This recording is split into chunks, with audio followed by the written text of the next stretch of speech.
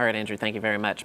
Well, U.S. First Lady Michelle Obama has a passion for healthy eating and living. She's focused on combating childhood obesity. So promoting healthy school lunches has been a centerpiece of her agenda, but she has received some pushback from legislators. Arise News contributor Akhtar Kahn joins us with more. Hi, Akhtar. Hi there, thanks very much, Debbie. Well, of course, while her husband's full on the international stage, has his hands full, rather, the First Lady is waging a battle of her own. At home, Michelle Obama, an advocate of healthier eating and living, is taking her fight to Congress again over the school nutrition program. The last thing that we can afford to do right now is play politics with our kids' health. As early as 2010, child nutrition regulations passed required schools to provide more nutritious meals. Under the program, the federal government dictates portions and menus. Lunches must include fresh fruit, vegetables and whole grains, and there's even a calorie cap. But critics of the program say it's too bureaucratic and expensive to run and implement, despite winning concessions for schools to opt out of the program. They will feed nutritious meals. They just need to be given the opportunity to do so without Washington telling them they can't. I do think that Ms. Obama is well-intentioned, and I don't mean to be disrespectful to her program. I think it's just what is happening in this. I'm not sure that she realizes the full impact in greater America. And it's those same critics that are taking their fight to Capitol Hill. Today, the School Nutrition Association testified in Congress, trying to convince the politicians that it's they who know better about the nutrition of their children in school. Since new nutrition standards took effect, more than 1 million fewer students choose school lunch each day. And that decline in student participation in the lunch program has reduced revenue for schools that are really working hard to try and manage the higher cost of preparing these healthier meals. About 100,000 schools have so far signed up to the program, less than expected. But despite the low uptake from the schools, this battle looks far from over if one very important mother has anything to say about it.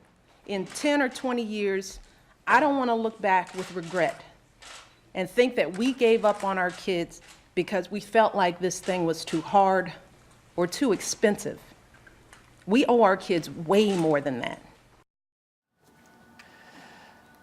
And that's right, of course, Michelle Obama has her fighting gloves on with Congress, and this lady's not relenting, Debbie. She is not indeed. So what's the real nut of this argument? Is it really about the cost of implementing these guidelines? The bottom line is that the authorities are saying, listen, it's just way too costly for us to implement. Despite the fact the program is $10 billion, they simply haven't got the money. For example, the New York food program have a bill of $42 million that they're paying in unpaid fees as far as the lunches are concerned. So they're struggling with that. Other school authorities are saying, because you're picking and choosing what we can and cannot put on the menu in the cafeteria, we simply can't afford to do that. Some kids are bringing their impact lunches because they don't like what they're getting in the cafeteria. So the bottom line is we're making ends meet, or we can't make ends meet. It's just too expensive and unpractical. This is purely speculation and prognostication. What do you think the outcome here is? Because the history with first ladies trying to dictate policy is not very good. Well, good luck to her is all I have to say. Of course, you know, as the senator said, you know, her spirit's from the right place, and obviously she has 2 daughters, and she's very concerned about the health of the nation's children, understandably so. However, this is going to battle. I think she wants to try and win and wants to leave her mark, as her husband has done with Obamacare as well. Yeah, I heard one of those little bites from the legislator. I'm not sure who it was, but he made the statement that Mrs. Obama perhaps doesn't understand its impact in greater America. I don't know if I were her, that statement alone would bother me. But what is it that's bothering her so much about this? I think the agricultural policy in America, more than anything else, the impact it would have on subsidies in terms of farms and growth and organic growth and so on and so forth. Of course, the program says you have to have more fruits and vegetables and more grains in your diet. Get rid of the fat, get rid of the sugar, get rid of the salt.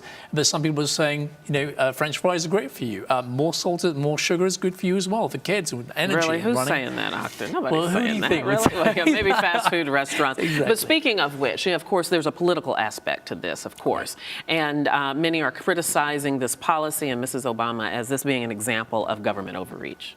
Yeah, absolutely. Centralized government, they say, look, let the people at the lower level, the local states, decide what's good for the schools at a lower level, as opposed to getting orders handed down from Washington. So they would rather see this problem solved within the states, within the districts, in the schools, as opposed to DC coming in and saying, no, we know what's better for you. Yeah, the bottom line is the only thing worse than eating your vegetables, and I like vegetables, is being told to eat your vegetables. Akhtar Kahn, thank you so much. You're welcome. Appreciate it.